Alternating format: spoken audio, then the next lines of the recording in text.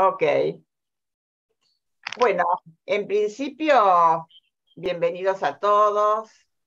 Eh, Ustedes saben que, bueno, hoy comenzamos, creo que es nuestro cuarto cuatrimestre de trabajo, eh, que lo venimos desarrollando 2 lunes al mes. Y como ustedes saben, estamos realizando la práctica de una lectura que pretende ser crítica de los textos, no para criticarlos, sino para crítica en el sentido de encontrar dilemas, obstáculos, paradojas. Este cuatrimestre nos proponemos una revisión de neurosis, perversión y psicosis. Estuvimos trabajando, discutiendo bastante si esta clasificación freudiana diferencial de diferentes realidades psíquicas seguía vigente. Para Freud, esta clasificación diferencial la atribuye a cuál es la posibilidad de transferencia de cada sujeto, cuál es el desarrollo del yo, a qué mecanismos de defensa prevalecen, si hay acceso o comprensión de la interpretación por parte del sujeto. Lacan, por su parte, agregó diferentes modalidades del deseo y así diferenció a las tres neurosis: histeria, neurosis obsesiva y fobias. También lo hizo en relación al atravesamiento de la castración del otro y de qué manera el sujeto incorpora la ley del padre. Entonces, una primera pregunta que nos hicimos y que, bueno, voy largando a todos, es si las estructuras neurosis, perversión y psicosis son cerradas y por lo tanto representan un diagnóstico excluyente entre sí, o si hoy ya tenemos una concepción mucho más abierta, sin fronteras estrictas entre cada una de estas instancias. Por otra parte, está ocurriendo un fenómeno dentro de lo que sería la conversación clínica, y es que parece que las perversiones sexuales desaparecieron y ya casi no hay relatos clínicos que hablen de perversiones sexuales, y más bien se habla de perversiones sociales. Esto abre a otra pregunta, y es si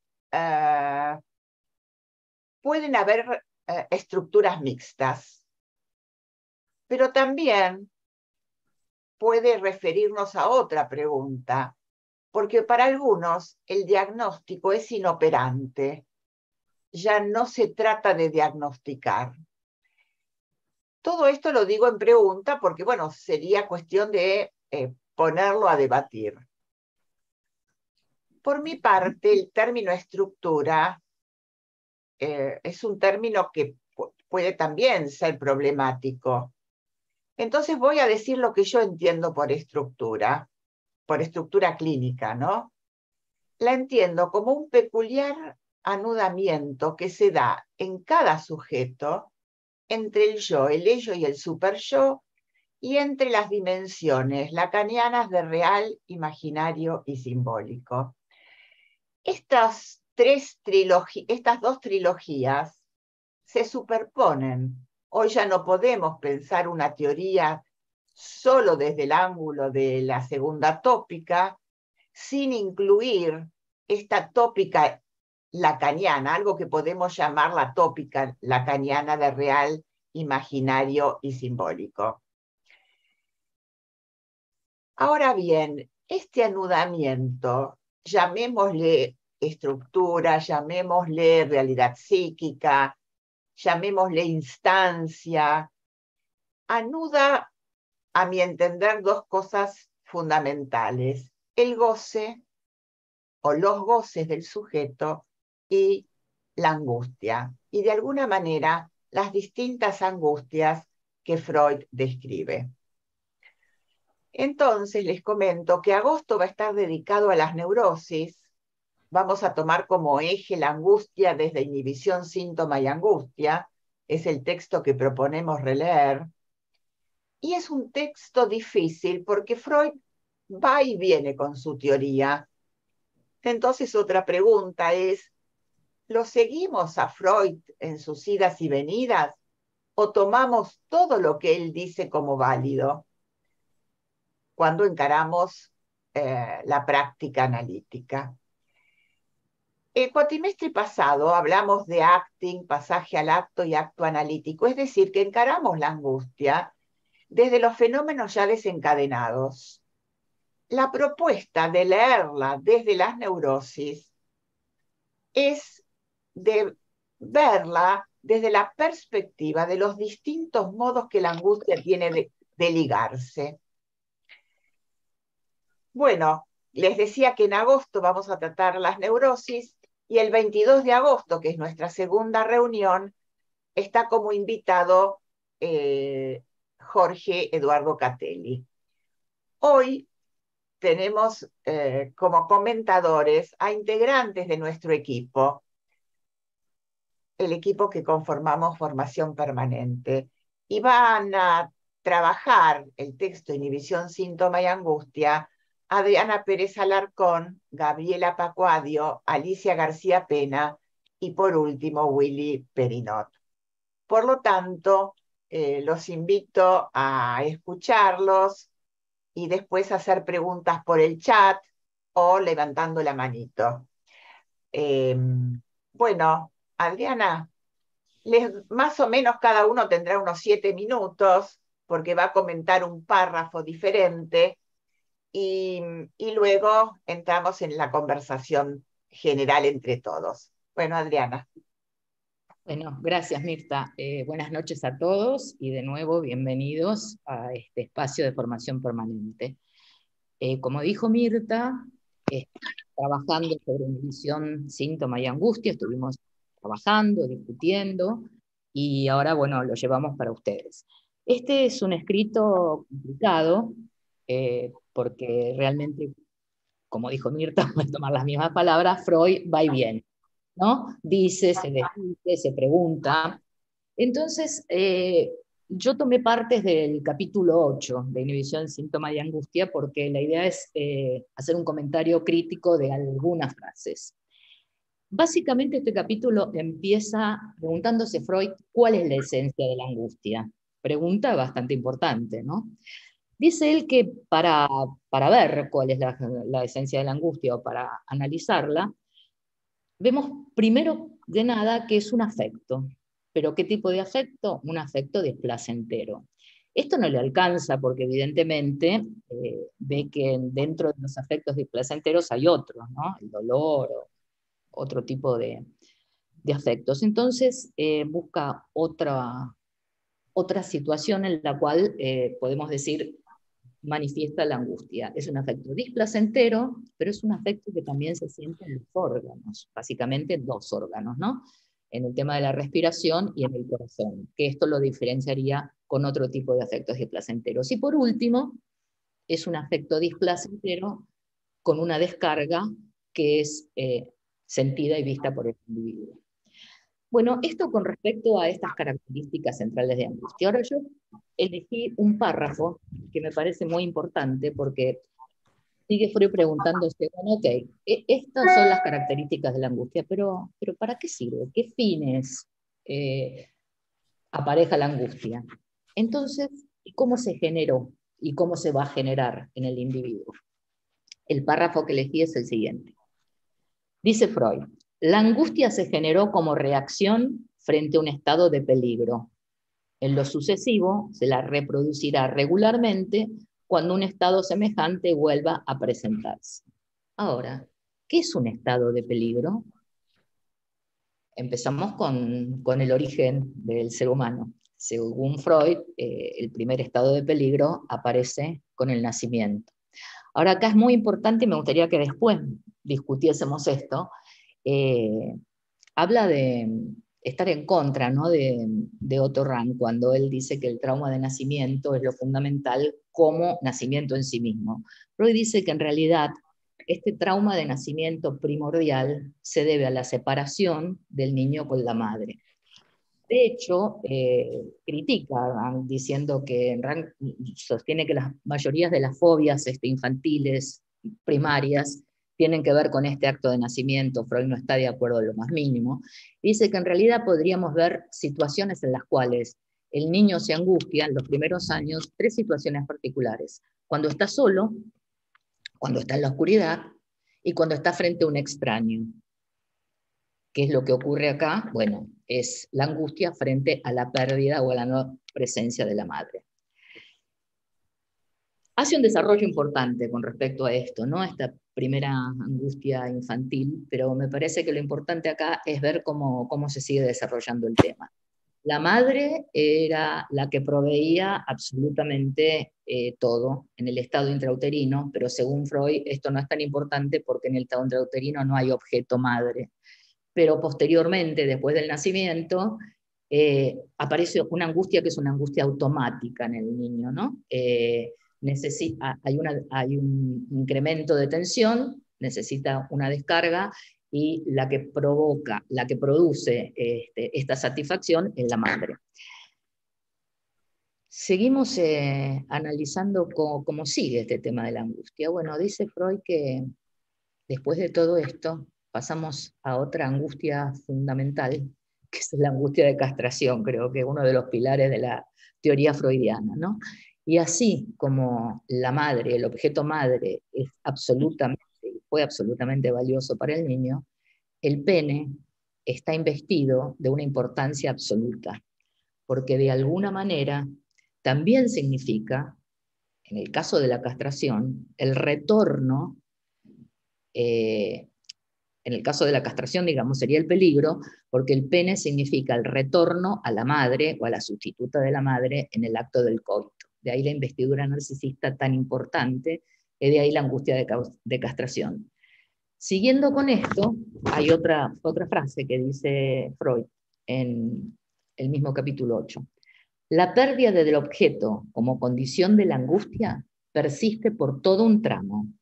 También la siguiente mudanza de la angustia de castración, que sobreviene en la fase fálica, es una angustia de separación y está ligada a idéntica condición.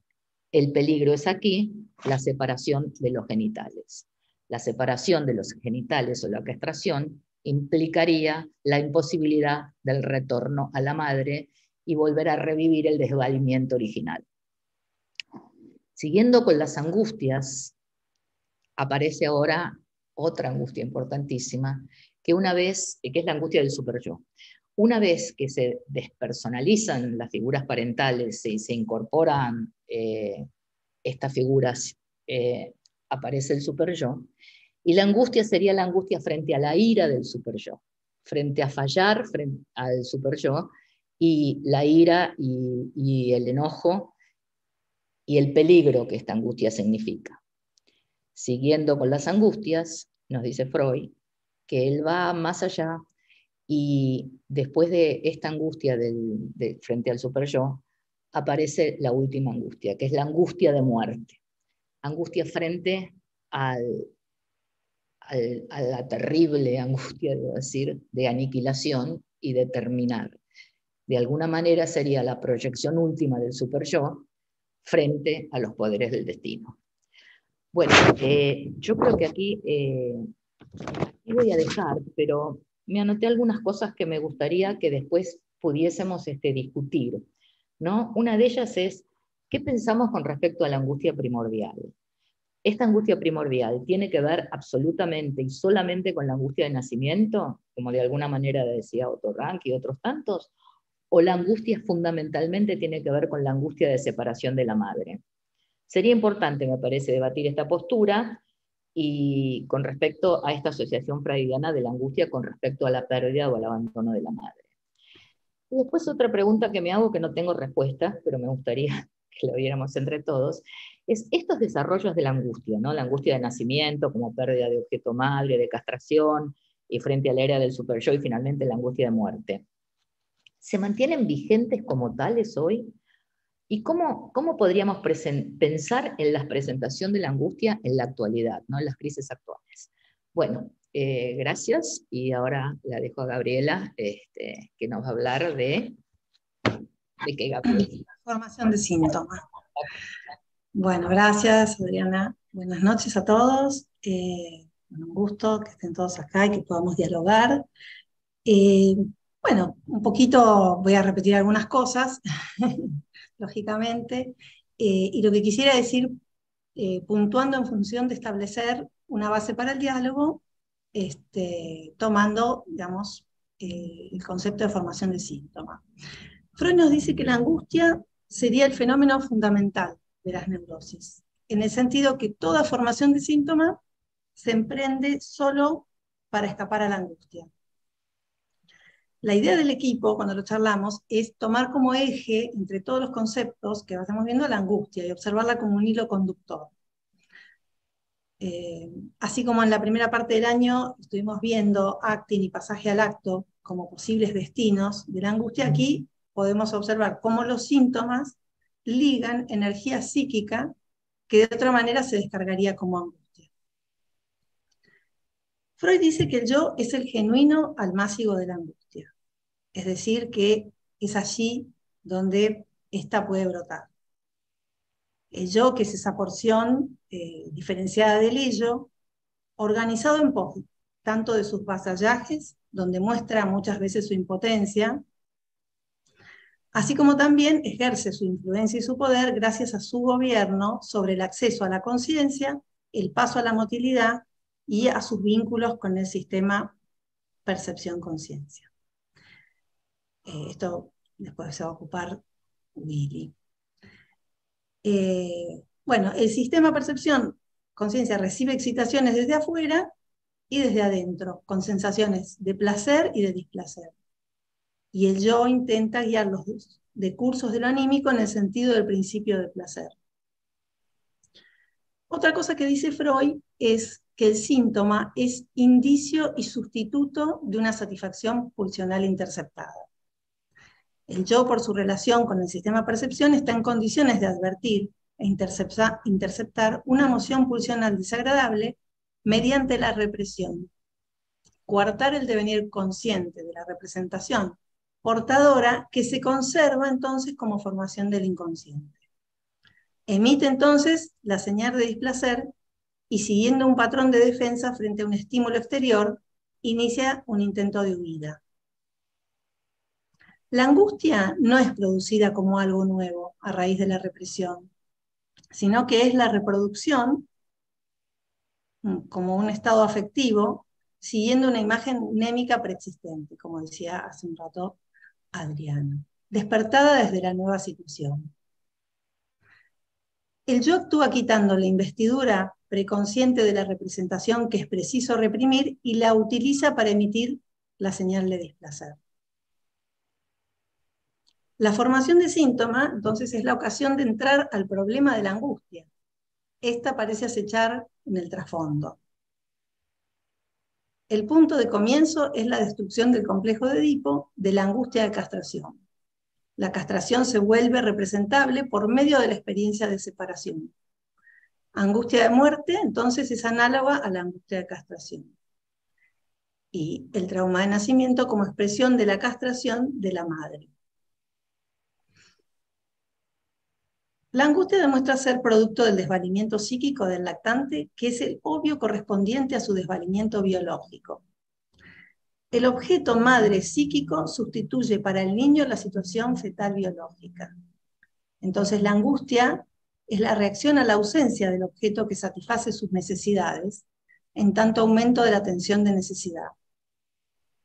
Entonces yo creo que lo que a mí se me armó cuando releí es la apuesta que hace Freud con respecto a, por ejemplo, que hay una diferencia entre el nacimiento biológico y el nacimiento subjetivo, porque él va y viene, ¿no? Se debate que si es la necesidad, pero yo creo que queda bastante en evidencia su apuesta al nacimiento subjetivo. La formación de síntoma es ligadura. La angustia es aquello no simbolizado. La angustia no es duelo, dice. El trabajo de duelo es simbolizar la pérdida. Los sucesivos cortes con lo materno, desde el nacimiento psíquico, exigen al aparato un trabajo de simbolización que, si no es realizado, intenta ligarse como una manera de revivir y al mismo tiempo de no revivir la situación de desvalimiento en pugna por tramitarse. Si se obstaculiza la formación de síntoma, el peligro se presenta efectivamente como una situación análoga de desvalimiento frente a la exigencia pulsional en continuo crecimiento. Lo que produce angustia es la ausencia de veladura y de sustitución. El síntoma como tramitación, dice Freud, degradada del decurso de la satisfacción, donde el yo intenta ligarlo e incorporarlo, quitándole la ajenidad, en tanto que puede ser tanto satisfacción como castigo. Puede representar tanto satisfacción como castigo. Las sustituciones permiten un destino posible a la angustia y son intentos de simbolización, en el sentido de formar velos. En cada sustitución está la oportunidad de tramitar y permitir un cambio de posición libidinal, la posibilidad de subjetivación. Bueno, creo que hasta aquí llego y le doy la palabra a... Creo que me toca a mí, ¿no? Sí, Alicia. Bueno, pensándolo un poco, mi idea es hacer algo más coloquial para poder intercambiar con ustedes distintas conceptualizaciones.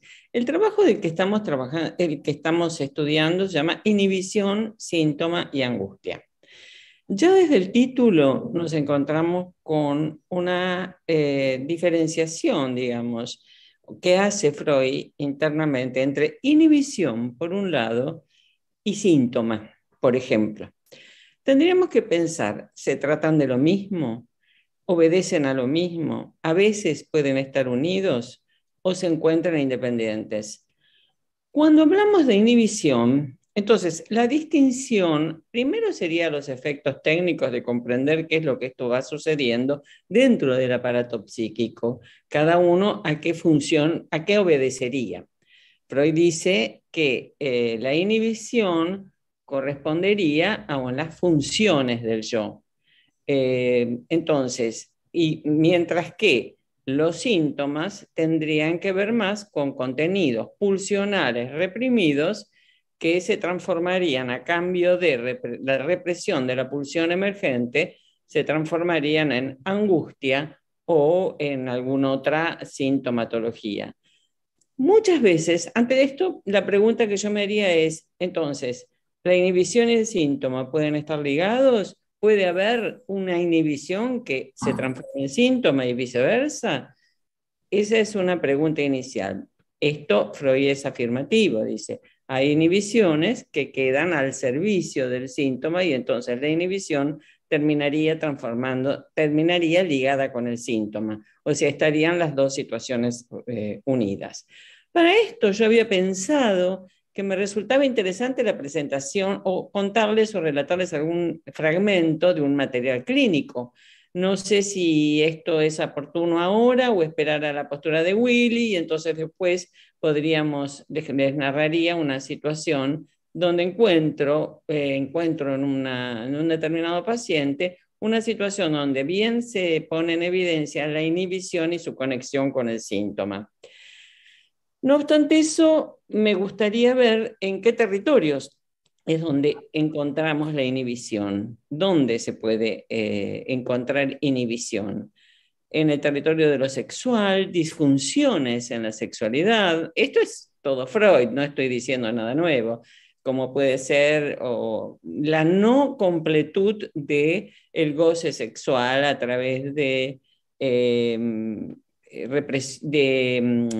eyaculación precoz, no posibilidad de gozar durante la relación, impotencia, no erección. Es decir, todo eso llamativamente está descrito como inhibiciones de la función dentro de Freud, dentro del texto de Freud. Al mismo tiempo también está hablándonos de otras inhibiciones, que pueden ser la inhibición en la alimentación o inhibiciones en todo en el aparato del movimiento, como puede ser la movilidad, como puede ser dificultades al caminar.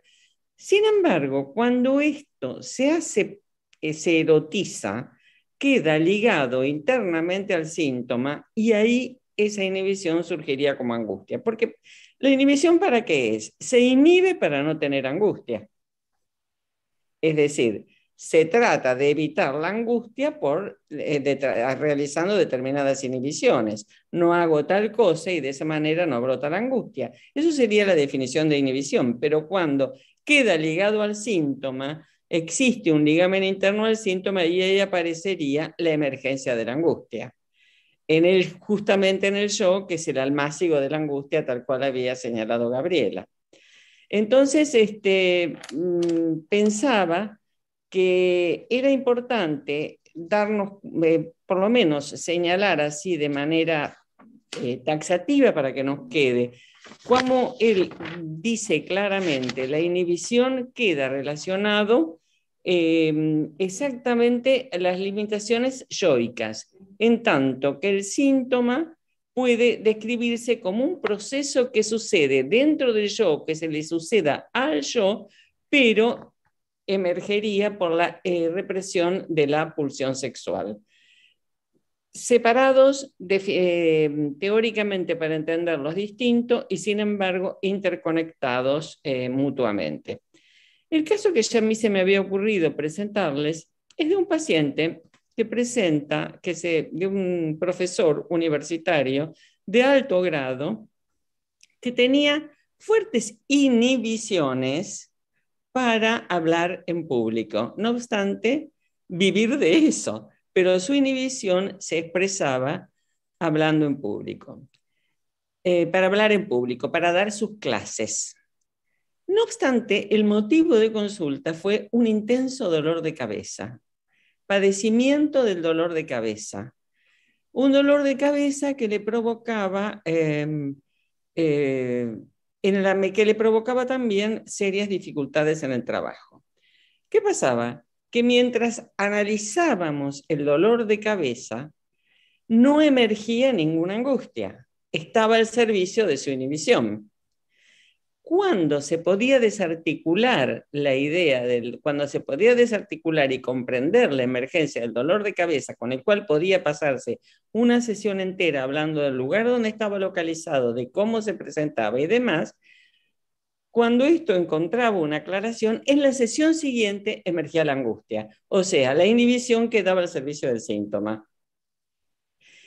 Y entonces había que ver de qué manera esa angustia estaba relacionada con una erotización, porque la angustia, según lo va expresando Freud a lo largo de toda la obra, está íntimamente conectada con la erotización sexual. Entonces, tendríamos que pensar por qué se daba eso. Inhibiciones para hablar, cierta tartamudez y, sin embargo, un brillante profesor universitario. ¿Qué pasaba?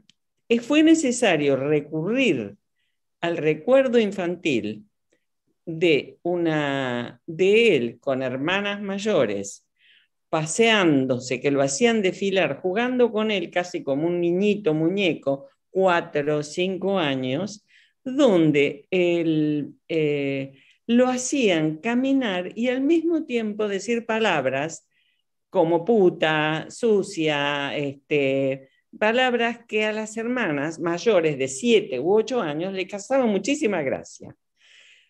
Esa situación quedó acoplada a un monto muy alto de excitación siendo infantil. Sin embargo, se expresó en una inhibición en el habla de adultos. Lo importante era hacer la conexión como el recuerdo infantil emergía pulsionalmente y ahí se producía la represión. En ese caso aparecía un síntoma. Pero cuando él decía, me duele la cabeza y no puedo hablar, ahí tendríamos la emergencia de una inhibición.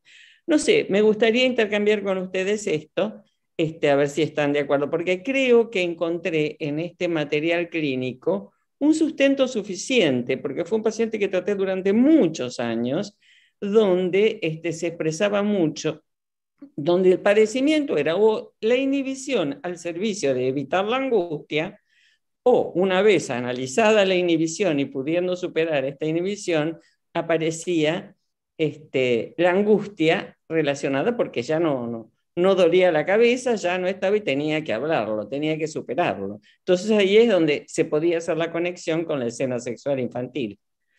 Bueno, me gustaría, pensé que el caso clínico para diferenciar inhibición y angustia podría ayudarnos a intercambiar entre nosotros esto.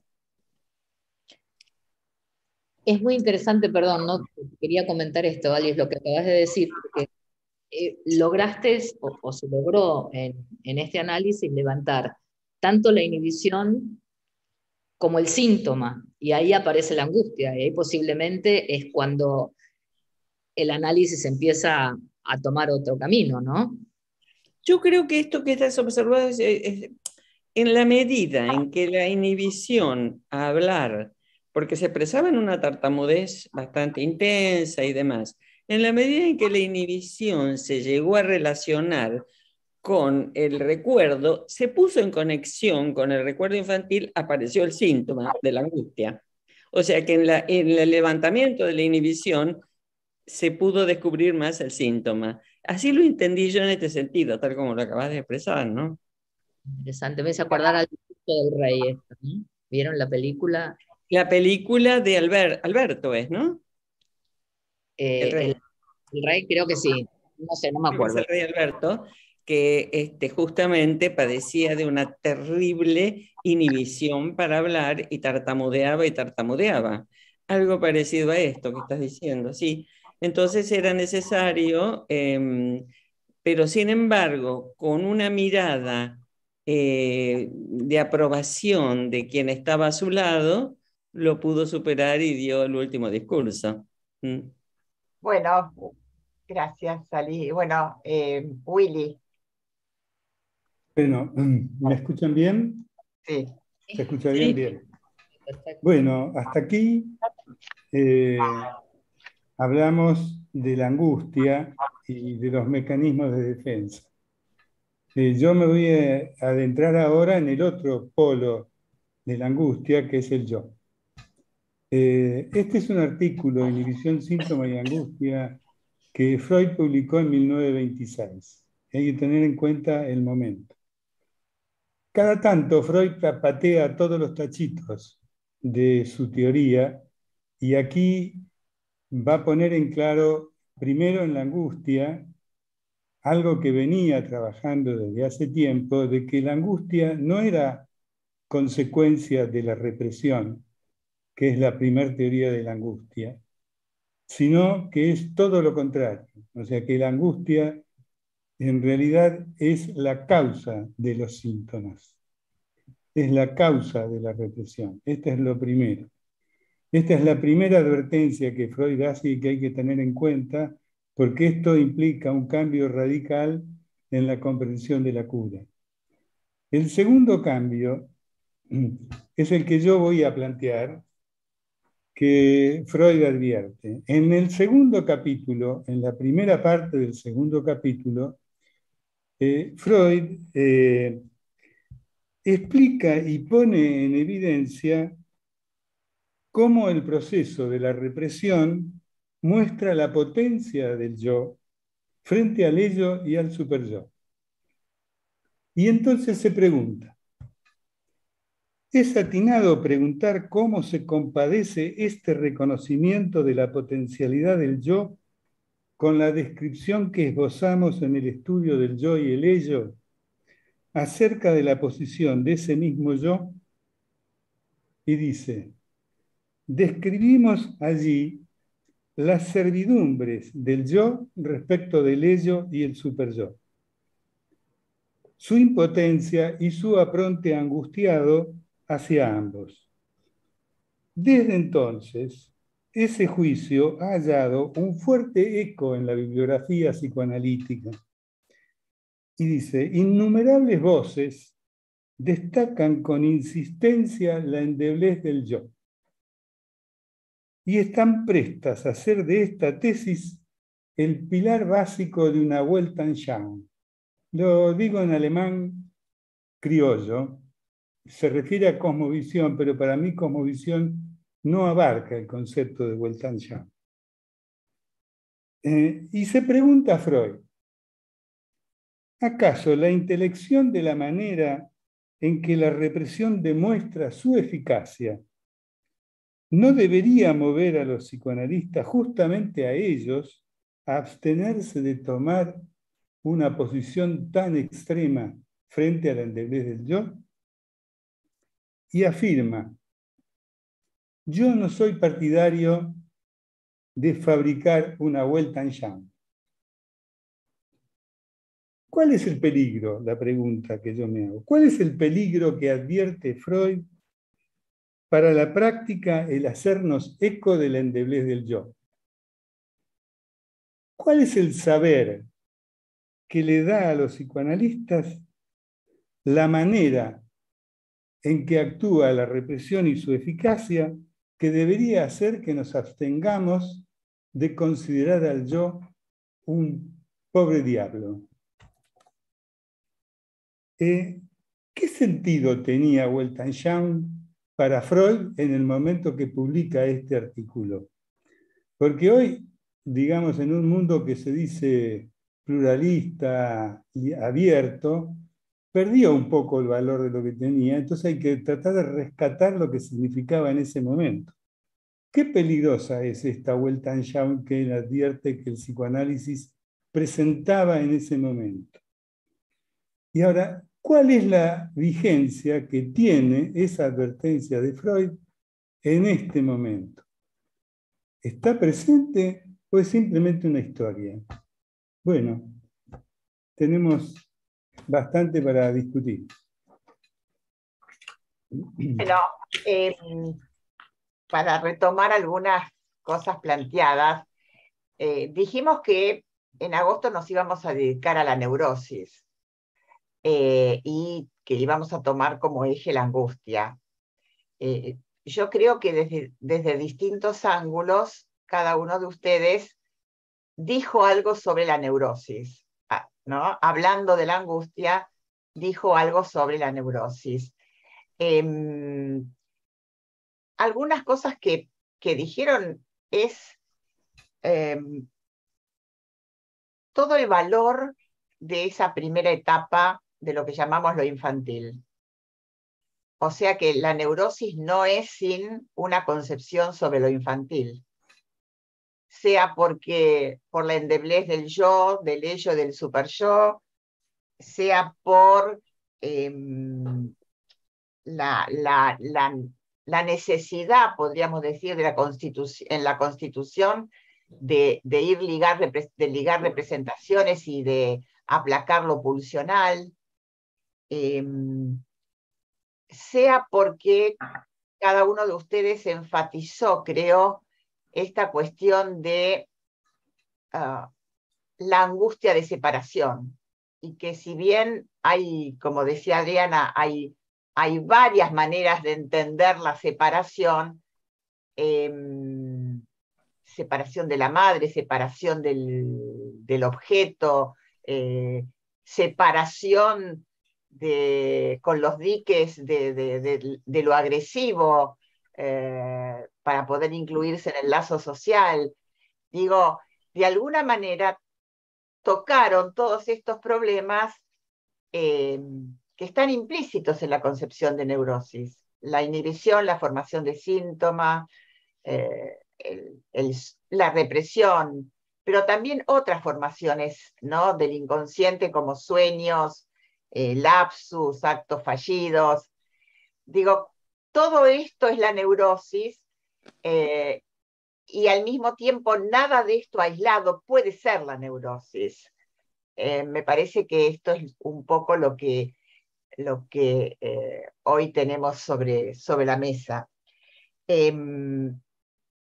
A mí esto de la angustia de separación me parece un punto importante por las diferencias que hay en la concepción de esta separación. Creo que, no me acuerdo en este momento quién fue, que habló de la angustia de castración y de la separación de la pérdida de un órgano genital, ¿no? Y también ahí hay un punto de quiebre, yo creo hoy, que ya no hablamos de la pérdida del pene, sino que hoy ya hablamos del falo, que es otra concepción totalmente diferente a la pérdida del pene, ¿no? Como establecimiento de la diferencia sexual, ¿no?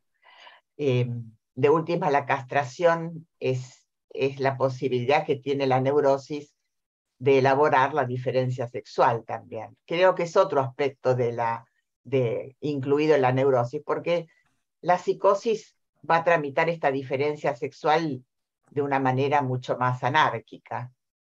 Bueno, dejamos abierto a preguntas, a diálogos, a ideas.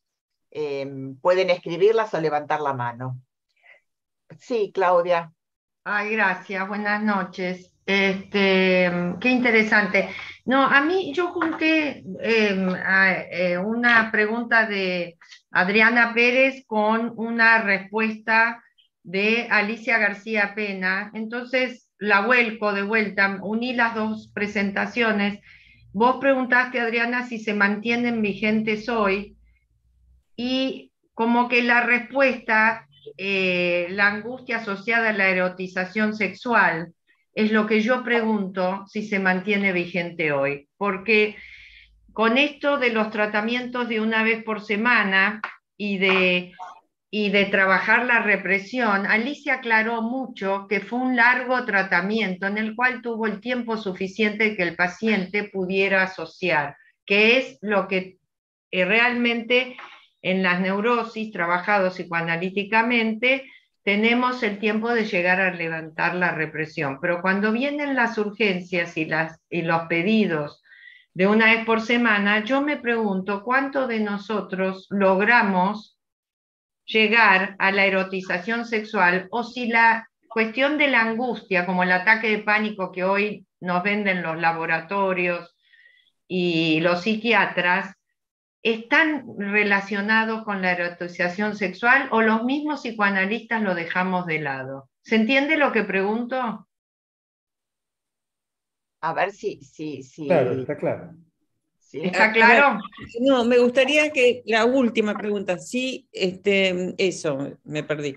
Que en realidad todas las cuestiones de los farmacéuticos, de los psiquiatras y de los conductistas es en contra de la erotización sexual, de buscar la angustia y el tiempo necesario para decir que la angustia está unida a la erotización sexual, como trabajaste vos. Infantil. ¿Cómo? Infantil. La erotización sexual infantil, con lo cual... Infantil, lógico, yo sigo lo que Alicia trae. Sí, te entendí perfecto. Entonces Adriana preguntó si sigue vigente hoy. ¿Se entiende cómo lo relaciono? Y en la medida en que está, que hay una emergencia y un condicionamiento y una relación con lo psiquiátrico, fortalece la represión. Están al servicio de la represión. Y el tiempo. Así lo entiendo yo. En la medida en que esto está aludido a la pastilla, evitando la angustia, estaría al servicio de la represión. O sea que podríamos pensar que si un análisis de más de una sesión estaría, un análisis profundo de tiempo, como yo te hablé de este paciente, que realmente es una neurosis obsesiva profunda, si yo te decía, sí, eso está, vino con pastillas. Eso es lo interesante, porque venía de psiquiatría medicado. O sea que lo que se fortalecía era la inhibición y se tapaba la angustia. Bueno, porque eso es lo que hablamos la otra vez cuando dialogábamos entre todos. La cuestión no es tapar la angustia, es sacar, Claro. es que aparezca. Es que la angustia quede expuesta. En la medida en que la angustia quede expuesta, facilita el camino del análisis del síntoma y facilita el camino del análisis de la represión.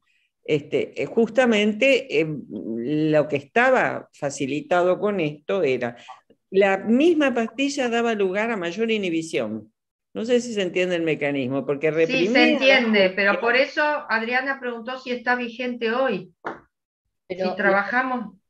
Pero me parece que la pregunta si está vigente hoy es una pregunta que atañe a la vigencia del método del psicoanálisis como método terapéutico. Claro. Exactamente. Seguimos creyendo. ¿Está vigente el psicoanálisis? Exactamente. Para mí sí, pero quiero decir que es interesante. El psicoanálisis? Pero acá hay algunos psiquiatras, que por ahí también. Una cosa no anula la otra, Bueno, desde ya que no, pero. Espera, dejemos a Teodoro, que es psiquiatra. Desmutate, saca tu. No sé dónde está. Acá está, Teodoro, saca tu micrófono, destapalo. Ya está, ¿verdad? Sí, Sí, todo esto es muy interesante. Sabemos que ahora muchas de las psicoterapias una vez a la semana y pueden funcionar bien, ¿no? Entonces, ahorita que estamos hablando de esto de las inhibiciones, síntomas, angustias, me recordaba, además de estos ejemplos que ustedes ponen, un caso que Freud lo manejó allá como por 1900 y fraccioncita, no recuerdo, el caso de un conductor de una sinfónica de Viena, de Bruno Walter. ¿Verdad? Entonces Bruno Walter, el director, desarrolla una parálisis o paresia de su mano, de su brazo derecho. Entonces él no puede conducir la sinfónica porque pues, está impedido por su brazo. Entonces, hablando con Freud lo trata unas cuantas sesiones y Freud se da cuenta que la mujer de él estaba embarazada. Entonces Freud lo asocia a esto, que es la situación sexual, por el embarazo de la mujer y por lo que venía. Entonces ahí Freud entiende su problemática, emprende la problemática sexual de Bruno, pero él le dice, tú vas a tocar, tú tienes que tocar y tú esto, y entonces, o sea, haz de cuenta que es como si fuera la pastilla, ¿no? Le da una pastilla para que pueda tocar y entonces le da la confianza y le dice, y te vas a Sicilia y allá te vas una semana y descansas y te vienes para acá, ¿no? Entonces, ahí es en donde está esta situación. Hubo una inhibición, esa inhibición por un conflicto X viene y le produce esa paresia de su brazo derecho, ¿no? En relación con esto de la inhibición, el síntoma y la angustia. Lo otro que quería yo aquí agregar en esto es que ahorita en la actualidad, pues muchas veces los síntomas son floridos, pero también nos encontramos con muchos casos caracterológicos, un carácter de inhibiciones, ¿sí? Claro. Entonces, cuando el conflicto no se va a manejar a través de de control y de represión, desde pequeño, pues va formando una situación ya caracterológica de inhibición. Y ahí entran las estructuras intrapsíquicas, sobre todo el superyo punitivo. Mucho de esto, pues encontramos una etiopatogenia, estoy hablando como psiquiatra, ¿verdad? Una etiopatogenia de tipo conflictiva edípica, ¿verdad? Y desde ahí se viene jalando todas estas inhibiciones, ¿no? Yo creo que tenemos que darle ahorita, valernos de todos los medios que nosotros encontramos, pero sí definitivamente una pastilla a un caso que trae una ansiedad le vamos a tapar la angustia, porque al paciente lo vamos a relajar y no nos va a dar la oportunidad de seguirle escarbando y escarbando para que el paciente pueda entender de dónde procede esta ansiedad, que pueden ser muy múltiples los orígenes de la ansiedad, una separación, lo de la sexualidad, lo de una situación de castración allá desde la época edipiana, etcétera, pérdidas, ¿verdad? Etcétera, ¿no? Ese era el comentario que quería hacer en relación con lo que ustedes están hablando y lo de que Freud dice. Me parece que un poco, no sé, Teodoro, si entiendo bien, me parece percibir una posición que a mí me gusta, y es que no hay una única causalidad, ¿no? Porque cuando vos pluralizás, ¿no?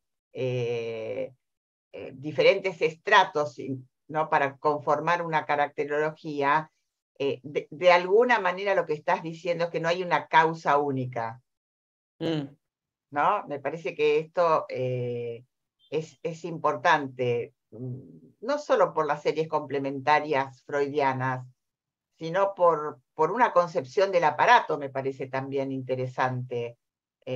No decir, es por no esta separación, esta castración, digo, ¿no? Que tenemos que entenderlo como una constitución en permanente proceso incluso, ¿no? Bueno, sí, Alicia, ¿querías decir algo? Que haciendo referencia al ejemplo que presentó Teodoro, que me parecía importante porque está relacionado con la inhibición. Muchas inhibiciones están hechas al servicio de conflicto, para evitar conflictos con el superyo. Muchas inhibiciones, es decir, que ya pueden evitar conflictos con el ello o conflictos con el superyo. La inhibición como base, aunque quede luego enlazada con el síntoma, tiene la característica de evitar la angustia, no de provocarla, o sea, que en realidad se resguarda a través de esto. Y entra en el conflicto con el superyo. Me parecía, para pensar el ejemplo clínico de Freud, con respecto a que cuando llamémosle padre, maestro, le dice, tú tienes que ir y lo vas a lograr, o sea, ahí se transforma el conflicto con el superyo en un poder hacer, en un permiso otorgado por el padre. Bueno, esto me parece como síntoma como ejemplo de inhibición es buenísimo, porque él puede elaborar, digamos, puede saltear la situación y lograr realizar el espectáculo, lo que tenía que hacer en ese momento. Por eso me parecía importante esto relacionado, porque las inhibiciones son por conflictos con el ello o con el superyo. Y en este caso vería un ejemplo que nos serviría en la práctica para eso, ¿no? Mirta, acá puso Juan 2 preguntas de YouTube, ¿las tenés? Sí, las tengo. Ahora le voy a dar la palabra a Juan para que las diga, pero quería comentar algo respecto de esto que decía Alicia, y es que la neurosis, por lo menos en Freud, también en Lacan, la neurosis es la neurosis del amor al padre, ¿no?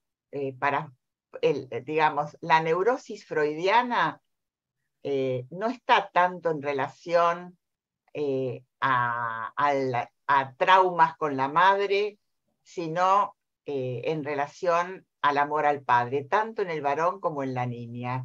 Y Lacan esto lo retoma. Una de las maneras que Lacan tiene de leer la salida de la neurosis, lo dice explícitamente, es salir del amor, poder no salir, sino trabajar el conflicto del amor con el padre. El amor al padre. Bueno, Juan, vos tenés 2 preguntas de YouTube, 2 comentarios. Hola, ¿qué tal? ¿Se escucha bien? Sí, perfecto, Juan. Bueno, hay 2 preguntitas por ahora, una intervención y una pregunta. La intervención creo que venía en relación con esto último que decía Mirta. Susan Bass dice, creo que si solo hablamos de neurosis y psicosis, estamos dejando de lado a los pacientes borderline y narcisistas, cada vez más comunes en esta época. Ambos presentan angustias persecutorias mortíferas. Y acá hay una pregunta de Marcelo Urne. Él dice, ¿no habría que pensar en niveles de angustia que ni tapen la sintomatología, pero que tampoco sea tan elevada que rompa la barrera ante estímulos? ¿Cuál sería el nivel de angustia útil para operar? Por ahora, esto, me avisan si las repito. Las tienen en el chat igual. ¿Alguien quiere ¿El contestar chat está? estas preguntas? Eh, ¿Alguien tiene algún comentario para hacer?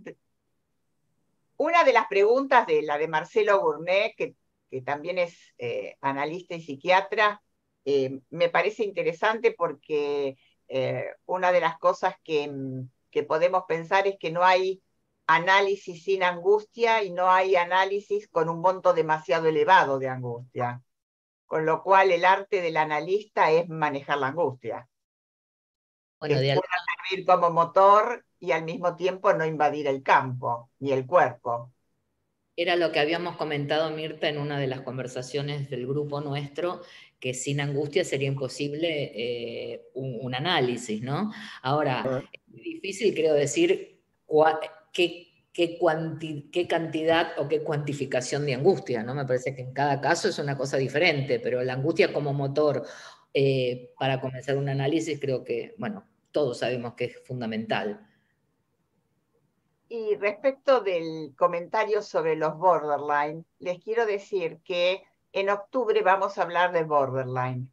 Estamos haciendo como agosto neurosis, en septiembre vamos a hablar de perversiones y después vamos a hablar de psicosis y de borderline. De esta manera, ¿no? Tratando de encontrar puntos de debate. No sé si hay algún otro comentario. Hay una cosa que yo puedo responder, digamos, por mi experiencia. Yo no soy solo psicoanalista, sino también psiquiatra.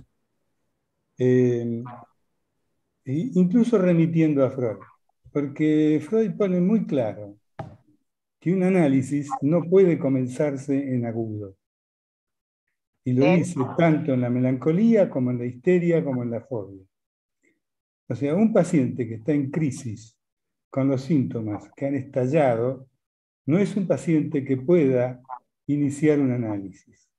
Es necesario que la angustia haya transcurrido. De hecho, él plantea que tanto el maníaco como el melancólico analiza su historia a posteriori del episodio. En pleno episodio, el análisis no tiene ninguna posibilidad de entrar y hay que tener mucho cuidado de cómo uno interviene como analista en un momento en crisis donde de pronto hay que tener otros recursos para trabajar con ese paciente, fundamentalmente para que después ese paciente tenga un espacio posible para poder entender a posteriori qué está ocurriendo y entre en un proceso donde la angustia o los síntomas tengan una dimensión que le permita pensar. Yo, digamos, puedo decir una cosa muy rápida. Imagínense que ustedes van arriba de un colectivo que está chocando y yo les pregunto cuánto es 3 por 7 más 4. En el momento que está chocando, lo más probable es que ustedes digan cualquier cosa, porque no tienen capacidad para pensar en ese momento. Y hay pacientes que llegan a una consulta en situación de catástrofe justamente porque su yo, esto es muy típico en los border, no han logrado poner una inhibición frente a una situación de desborde por sus actuaciones. Y esto es bastante frecuente que ocurra, y entonces ahí es donde el psiquiatra puede intervenir, quizás químicamente, con recursos que Freud en su momento no tenía, que hoy sí tenemos y que son sumamente útiles. Es un puntito. Claro, está muy bien, Willy. Es en diálogo entre el psicoanálisis y la psiquiatría sería, el paciente en el medio. Pero no una cosa que opaque para poder trabajar psicoanalíticamente. Bueno, como dijo Alicia, a veces los pacientes ya vienen medicados y la medicación es como un fetiche y hay que hacer todo un trabajo de que el paciente confíe y se escuche a sí mismo y tenga el tiempo necesario de poder esperar a la resolución también, ¿no? Sí, sería desfetichizar la medicación con la que vienen. Ese es un trabajo que yo lo hago con los pacientes y a veces no me veo en otra que ir probando con colegas psiquiatras para volver a medicar cuando los niveles de angustia son insoportables y no podemos trabajar, ¿no? Pero coincido, hay que ser muy cuidadosos con esto. Yo creo que la desfetichización de la medicación es un trabajo que tenemos que hacer para hacer emerger una angustia controlada. Mm. Bueno, en este sentido, lo que estás hablando es si la cantidad de ansiedad es bastante acentuada, pero si nosotros consideramos dentro de la evaluación que es un paciente analizable, entonces es preferible mejor manejar una psicoterapia analíticamente orientada para bajar el montante de ansiedad, pero sí yo les digo a mis pacientes que sí es apto para un análisis, nada más que en ese momento no lo podemos llevar a cabo por su ansiedad, que manejémonos 2 sesiones a la semana por un X tiempo y él me podrá decir ya cuando desea que nos metamos ya a un psicoanálisis, procurando, y esos son los parámetros de Esrer, ¿sí? Él decía, bueno, hay parámetros que se pueden seguir en esto. Lo que sí yo hago y yo sugiero es que nos apeguemos lo más que se pueda a una psicoterapia analíticamente orientada para que entonces, al hacer el cambio, pueda seguir en el psicoanálisis y que no sea una mutación así muy, muy híbrida, por decir así, ¿no? Esa es la opinión en cuanto a esto que estabas mencionando. Hay algo que me parece que está volviendo, que retorna, que yo lo hice como pregunta al principio, en la introducción, y es si seguimos tomando como válidos los criterios diagnósticos. Hoy nos estamos refiriendo a las neurosis. Cuando tomamos un paciente neurótico y pensamos que es analizable, tratamos de hacer un diagnóstico diferencial entre histeria, neurosis obsesiva y fobia, porque, lo digo porque hace a nuestra clínica actual, digamos, que ¿cómo ponemos en análisis a un paciente? ¿Usamos un criterio diagnóstico diferencial o nos olvidamos de ello? Lo hago como pregunta, es interesante ver qué es lo que está ocurriendo, ¿no? con los analistas. Es interesante. Yo creo que el delimitarlo con un rótulo psicopatológico está al servicio de la represión del analista. Esa es mi respuesta. No sé si coinciden, pero enmarcar a un paciente en un rótulo psicopatológico, histeria, neurosis obsesiva, depresiones o fobia, puede uno en trabajo decir, bueno, sí, tiene características, pero pensarlo en eso nos hace olvidar la historia presencial del paciente, de qué se trata, de qué habla, y lo podemos enmarcar dentro de un cuadro psicopatológico que nos encierra en la comprensión abierta. Esa es mi idea con respecto a esto. Mucho menos como un prediagnóstico. Esto es lo que me parece bastante terrible. Me parece al servicio de la represión del analista, sí. Pero bueno, es una idea mía, ¿no? Creo que, no sé, me parece que hoy en día la mayor parte de los analistas pensamos de esta manera, que después a través del análisis aparezcan rasgos en los cuales obviamente. O en otra psicopatología, digamos, es otra cosa, pero hacer un prediagnóstico encasillado. Sin embargo, fíjense que hoy aquí hablamos ansiedad, ataque de pánico, diferentes angustias, momentos en que se puede o no se puede interpretar porque no hay capacidad de pensar. Digo, dijimos, un poco estoy tratando de pensar un poco el debate, ¿no? Me pongo en abogada del diablo. Digo, hablamos de un montón de cosas que sí hacen a una concepción, no sé si diagnóstica en términos de es esto o es aquello, pero sí en términos de que en qué tiempo está ese sujeto. Pero eso, mira, ¿No? es importantísimo saber cómo está el paciente, digamos, y qué conflictiva o incluso qué sintomatología presenta, pero de todo esto que vos estás diciendo, esto no está haciendo alusión a ningún tipo de patología, digamos, desde el punto de vista tradicional. Estamos hablando de lo que el paciente está presentando. Y todas estas cosas que vos decís, yo creo que en mayor o menor medida todos los pacientes las presentan, ¿no? O toda neurosis tiene de alguna manera algo de esto, ¿no? De ansiedad, no sé si ataque de pánico, pero todas estas angustias, ansiedades y todo existen, y existen sobre todo como, no quiero usar la palabra, pero como psicopatologías, digamos, actuales, ¿no? Más que antes, digo. Todas estas neurosis sin nombres también, ¿no? Estas angustias sin objeto concreto, digamos, que tiene que ver mucho con las neurosis actuales, me parece, ¿no?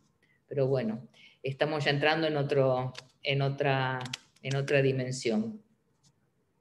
Una gran pregunta sería pensar que Freud siempre relacionó la angustia, por lo menos en la gran mayoría parte de su obra, en la mayor parte de su obra, relacionó la angustia con la libido sexual, ¿no?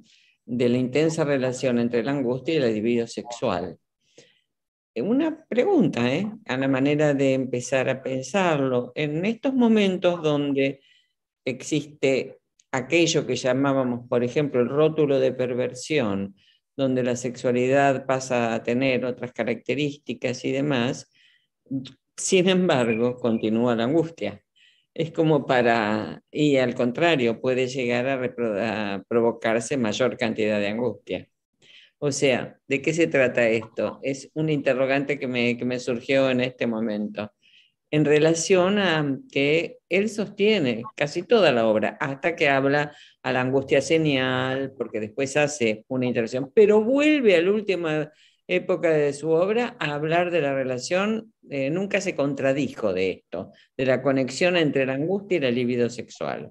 Entonces pregunto, ¿cómo sería en este momento? Donde aparentemente la sexualidad estaría libre, ¿no? O estaría sin... Tenemos su caso. Donde hay una clasificación de 36 a 40 géneros. Claro, eso es lo que yo preguntaba claro. Bueno, pero la erotización sexual infantil existió igual, aunque haya 40. A eso quería llegar. Aunque haya 40 géneros. A eso quería llegar, que la excitación. Y a lo mejor una franca liberación y un cambio de género y demás está al servicio de una intensa represión. Así es. Y nos encontramos con la otra cara de la moneda, porque se ve como que es una libertad que es una libertad sin límite, y sin embargo puede muy bien estar al servicio de reprimir al hombre que hay en alguien o a la mujer que hay en alguien. Es decir, lo que aparentemente lo que aparecería como liberación está al servicio de una represión. Eso Willy. es... Levantó la mano, Willy. Bueno, a mí me parece que el caso que trae Alicia es excelente porque muestra todo el proceso completo. Pero hay que desgranarlo para poder ponerlo un poco más en claro, porque a veces uno da por sobreentendido un montón de cosas que están contenidas allí, posiblemente por el tiempo en el que tuvo que apretar. Alicia dice que el paciente viene con la cefalea. Siempre el paciente, cuando llega, no llega con el primer día que tiene un síntoma. el síntoma sufre un proceso y habitualmente hay un encadenamiento. Entonces el síntoma primero queda oculto en todos los desplazamientos y transformaciones que sufre el síntoma. Alicia logró, digamos, reconducir el síntoma último a un primer síntoma que era el de la inhibición y la tartamudez. La palabra angustia a veces confunde porque no es solo angustia. Angustia es también miedo. En alemán, en el idioma alemán, también en el español tenemos distintas palabras. Tenemos miedo, terror, pánico y angustia, que son matices de lo mismo. Si en realidad entendiéramos que este paciente tiene miedo a exponerse, la tartamudez, el primer síntoma del miedo es la tartamudez, uno de los síntomas. Entonces este paciente lo que tiene no es angustia, es miedo. Y entonces adquiere otro sentido el caso. Miedo a exponerse en una clase. Y entonces surge el recuerdo que Alicia logra conectar con esta escena de inhibición que el paciente tiene a dar una clase. Entonces este terror ligado a esta experiencia donde él de pequeño sufre una situación de humillación entre las hermanas que se ríen haciéndole decir cosas a él, adquiere la característica de un trauma donde él, cuando va a dar clase, posiblemente tenga miedo en una primera superficie de hacer un ridículo, por más que es una persona preparada y ya tiene múltiples experiencias que en sus clases no tiene fracasos que generen el ridículo. Entonces, para poder entender qué ocurrió, es que Freud plantea que en el momento que aparece la situación traumática, el paciente no tiene una vivencia traumática. ¿Cuál era la situación que podía estar ocurriendo? En este decir cosas obscenas, había un contenido excitatorio que en ese momento él no tenía, porque no tenía el desarrollo todavía de su sexualidad, porque la sexualidad infantil tiene una etapa en la que la excitación está, pero el sujeto no lo comprende ni tiene conciencia de que eso es la excitación y a quién está ligada. Imagínense que uno crece y de pronto llega a una determinada edad y uno madura y ya la sexualidad y las experiencias que uno tuvo antes tienen una vivencia diferente y entonces despiertan una excitación que no ocurrió. Esa excitación irrumpe sorpresivamente sin que uno lo pueda entender. Imagínense que en el medio de una experiencia uno empiece a sentir una excitación desbordante que no puede contener. Y entonces tiene que huir de esa situación porque no puede afrontarla porque no entiende qué diablos le está ocurriendo. Y yo creo que es esto lo que Alicia está mostrando, que es la existencia de un trauma que se desarrolla en dos tiempos y ante el peligro de que eso ocurra, el sujeto recurre a una inhibición por terror a que se repita una experiencia que no es la que él tuvo, sino una que se crea a partir de este doble desarrollo. Digamos, acá estás hablando del concepto amplio de resignificación o de Nastraguiscae. Es decir, claro, estás hablando, claro, es fundamental, por eso te decía que vos estás hablando del concepto de resignificación, por supuesto. Claro.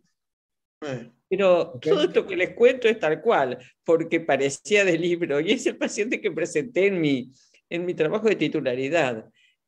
O sea que lo tengo absolutamente, trabajé muchísimo, paciente maravilloso, pero justamente aparecían estas cosas: la tartamudez, el dolor de cabeza, y el dolor de cabeza al servicio de evitar la angustia, porque cuando desaparecía el dolor de cabeza aparecía la angustia. Estaba al servicio de, ¿no? El síntoma somático Y entonces en ese momento era hablar de un dolor que le empieza de un costado, le sigue del otro costado, que siente la puntada de acá, que siente la... Y era permanente. Cuando eso empieza a desarmarse, ahí aparece la angustia. Me desperté con angustia, no pude dormir. O sea que es importantísimo. Me parece un paciente un caso clínico que, a ver, se me ocurrió hoy y casualmente recibí después de muchos años un mensaje de él. Pero se me ocurrió hoy, en ese momento. Parecería que hoy, esta noche, tenía que estar hablando de él, ¿no? Telepatía.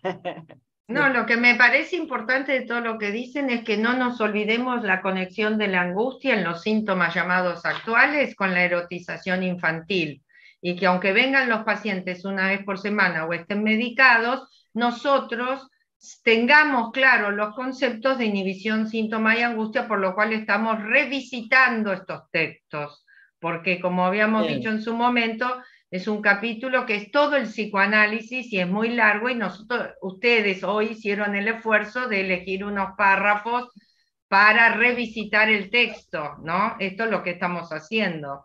Pero mi sensación es de que, yo me quedé con la pregunta de Adriana, mi sensación es que hoy se trata de tapar la angustia, y nosotros los psicoanalistas tenemos que tener muy claro la cuestión de la sexualidad infantil en los síntomas actuales. Esto que decís vos, Claudia, que lo quería yo decir antes, apenas lo habías dicho. Me adelanté. No, pero me parece importantísimo porque, a ver, no lo pensaba tan concretamente como lo pusiste. En los tratamientos actuales, cortos, de una vez por semana o algo, es muy difícil que puedas al principio entrar en esta angustia y en esta sexualidad infantil, ¿no? Así es. Todo desde lo concreto, eso tal cosa, pero digo, entrar en la profundidad de la sexualidad infantil en tratamientos cortos es muy difícil. De la manera, cuando lo pregunté no lo tenía tan claro, pero creo que lo pregunté precisamente por eso, ¿no? Porque me parece que... Sí. ¿Cómo, Gaby? ¿Lo que se tapa es la angustia o es el síntoma? Porque estamos hablando de pacientes que vienen tan angustiados que yo no sé si han logrado formar un síntoma. Sí, a veces hay frigidez. Lo dice también, que hay veces que no se logra armar ese síntoma. Buena pregunta, Gaby, porque a mí esto me lleva a otra pregunta, pero que tiene que ver con la tuya, y es, ¿tomamos como síntoma lo que el paciente viene y dice que es un sufrimiento, o construimos un síntoma en análisis que no coincide con el que el paciente viene a relatar? Pero también podemos dar vuelta a esto, porque hay pacientes que vienen con un nivel de angustia enorme, pero hay pacientes que parecería desde lo manifiesto que no aparece la angustia, y ahí es cuando es más difícil incluso, ¿no? Lo que decíamos antes, que en un monto determinado de angustia es casi imposible un análisis. Bueno, hay muchos pacientes, o por lo menos a mí me pasa en estos pacientes, sobre todo nuevos, de una vez por semana y todo, que parecería que son incapaces de poder manifestar una cierta angustia. Entonces, ahí también el tratamiento es más difícil, ¿no? Es como... Hay una pregunta que me están haciendo que no sé si tengo tiempo de responderla, Mirta. No, ¿quién te hace la pregunta? No la leo acá en el chat, léela. La pasó Juan. Ah. A ver, léela. Juan, la pasaste vos, Juan, ¿no? La inhibición para evitar el conflicto del ello, ha dicho Alicia, podría decir algo más. Lo que Freud explica es que muchas veces el yo renuncia a estas funciones, que para no verse obligado, renuncia a lo pulsional que le viene del ello, renuncia al yo para no verse obligado a realizar una nueva represión. Eso sería como lo describiría, es exactamente ese, porque puede ser por conflicto con el ello o por conflicto con el supersó. Por conflicto con el ello sería donde emergería una nueva situación pulsional, el yo renuncia a eso, lo inhibe para no verse obligado a hacer una nueva represión. Esa sería la respuesta que te puedo dar freudiana. Bueno, seguramente quedan un montón de ideas flotando y de comentarios por hacer. ¿Qué les parece si los dejamos para el lunes 22 de agosto, que vamos a volver a retomar el tema de las neurosis y la formación de síntomas? Me parece que de hoy queda claro que seguimos con el modelo freudiano de las neurosis, con la represión, digamos, como mecanismo privilegiado. En la formación de Pero síntomas. en la formación de síntomas y en la constitución también de la neurosis como estructura. Que no nos metemos tanto con la diferenciación neurosis obsesiva, histeria y fobia. Freud mismo dice que detrás de toda neurosis obsesiva hay una formación histérica y también una formación fóbica, con lo cual él mismo, de alguna manera, desarma esta estructuración o esta pirámide de neurosis. Y también que hoy tenemos diferentes presentaciones de la neurosis. Yo diría en estos momentos con mayores componentes de angustia, lo cual pareciera que hay un debilitamiento de la formación de síntoma. La formación de síntoma es una formación metafórica, con lo cual quiere decir que hay un debilitamiento simbólico, digamos, donde la metáfora no se arraiga tanto, y que por lo tanto las neurosis vienen con otros ropajes, ¿no? Así que bueno, los esperamos a todos el lunes 22 de agosto. Va a moderar Claudia Hamburgo, y va a trabajar algunos párrafos de inhibición, síntoma y angustia, Jorge Eduardo Catelli. Así que gracias a todos, gracias a la gente del Zoom y a las de YouTube, y nos vemos el 22. Están todos invitados. Buenas noches. Gracias. Gracias. Buenas noches, chao. Buenas noches. Yes. Bye.